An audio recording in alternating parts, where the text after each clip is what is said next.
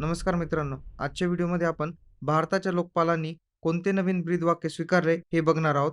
त्याचबरोबर आपण लोकपाल म्हणजे काय, भारताच्या लोकपालांची स्थापना केव्हा करण्यात आली, त्यांची कार्य कोणते, त्यांची नियुक्ती कोण करतं, या संदर्भातील सर्व माहिती बघणार आहोत.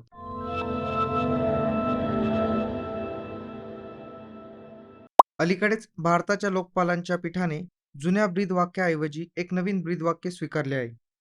भ्रष्टाचाराविरुद्ध लढण्यासाठी तसेच जनसंपर्क वाढवण्याच्या उद्देशाने हे एक महत्त्वाचे पाऊल मानले जात आहे. मराठी भाषेत नागरिकांना सक्षम बनवा, भ्रष्टाचार उघड करा. हिंदी भाषेत नागरिक सशक्तीकरण, भ्रष्टाचार उजागरीकरण. इंग्रजी भाषेत एम्पॉवर सिटीजन, एक्सपोज करप्शन. 16 जानेवारी 2014 रोजी लोकपाल आणि लोकायुक्त कायदा 2013च्या कलम 3च्या अंमलबजावणीमुळे भारताच्या लोकपालांची स्थापना झाली होती. भ्रष्टाचाराच्या आरोपांची तसेच संबंधित प्रकरणांची चौकशी करण्यासाठी लोकपाल व लोक आयुक्त संस्था स्थापन करण्यात आली. लोकपाल आणि लोकायुक्त कायदा 2013 मध्ये केंद्रातील चौकशीसाठी लोकपाल तर राज्यातील चौकशींसाठी लोकायुक्त पद स्थापन करण्याची तरतूद यात करण्यात आली. लोकपाल आणि लोकायुक्त संस्था या वैधानिक संस्था आहेत.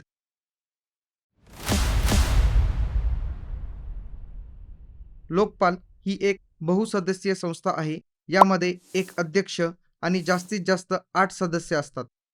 या 8 सदस्यांपैकी निम्मे न्यायिक सदस्य असतील आणि किमान 50% सदस्य हे एस-सी किंवा एस-टी किंवा ओ-बी-सी किंवा अल्पसंख्याक आणि महिला असतील.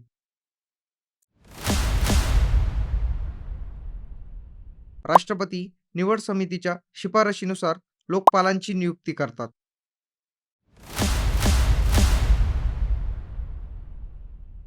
लोकपाल निवड समितीमध्ये देशाचे पंतप्रधान, लोकसभेतील विरोधी पक्षनेते, लोकसभेचे अध्यक्ष, भारताचे सरन्यायाधीश किंवा त्यांनी नामनिर्देशित केलेले न्यायाधीश आणि एक प्रख्यात कायदेतज्ञ यांचा समावेश असतो.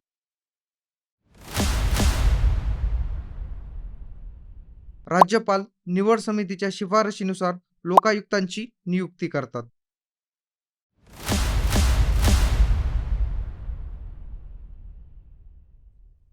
लोकपाल अध्यक्ष किंवा सदस्यांचा कार्यकाळ 5 वर्षे किंवा वयाच्या 70 वर्षापर्यंत असतो.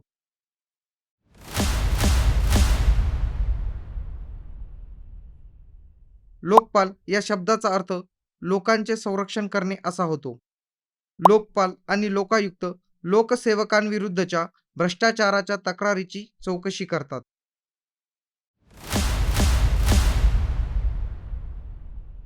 लोकपालाच्या अधिकार क्षेत्रात पंतप्रधान, मंत्री, संसद सदस्य, गट अ, गट ब, गट क आणि गट ड अधिकारी तसेच केंद्र सरकारचे अधिकारी यांचा समावेश होतो.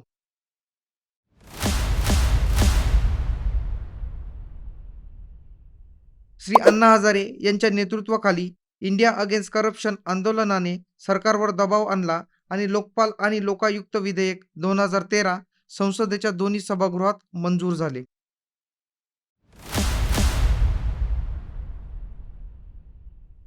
न्यायमूर्ती ए.एम. खानविलकर हे वर्तमान लोकपाल अध्यक्ष आहेत. भारताचे पहिले लोकपाल कोण आहेत? हा प्रश्न MPSC 2020 मध्ये विचारला गेला आहे. न्यायमूर्ती पिनाकी चंद्र घोष हे भारताचे पहिले लोकपाल होते.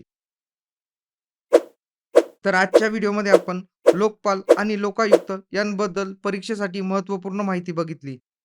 सरळ सेवा, तलाठी, वनरक्षक, पोलीस भरती यांसारख्या स्पर्धा परीक्षांमध्ये विचारला जाणारा संभाव्य प्रश्न तुमच्यासाठी. 2025 मध्ये भारताच्या लोकपालांनी खालीलपैकी कोणते नवीन ब्रीदवाक्य स्वीकारले?